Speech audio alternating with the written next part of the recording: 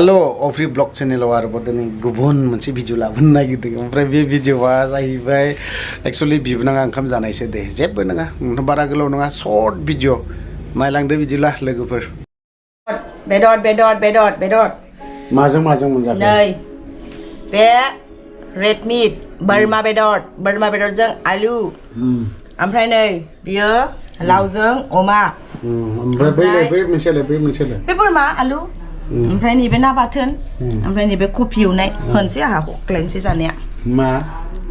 हख्लायनोसै जानायखौसो हख्लायबावलै दोस हख्लायबाय आं जानाया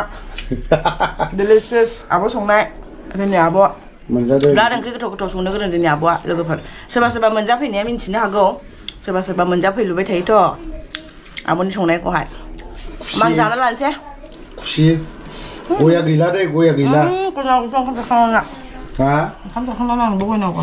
गय गैला आयै अमा मेजेमखौ जागौमोनलां जा गय जाग्रोबायना आङो जा जाजायो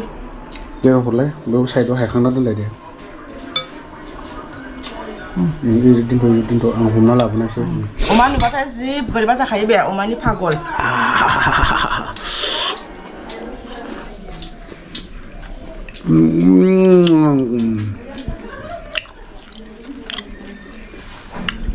अमा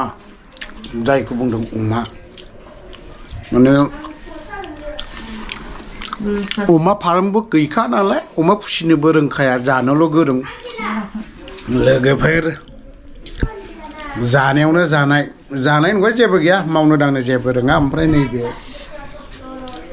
बेलाय बेबो जाख्रुबनाय अस्थादखा आंखौल' होनो ओमफ्राय अमा मासेबो फिसिनो रोंबावा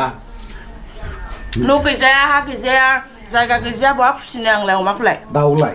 दाउ दोननोबो जायगा गैयाना टाउनाव दोननो मोना जोंना एलाव गैयाना लोगोफोर बिसिना सिंफ्राव सोनानै दोननांगौ जोंना एलाव गैयाना नङाबा बोरमाखौ एकदम बिसिना सखि सिंफ्राव सोफब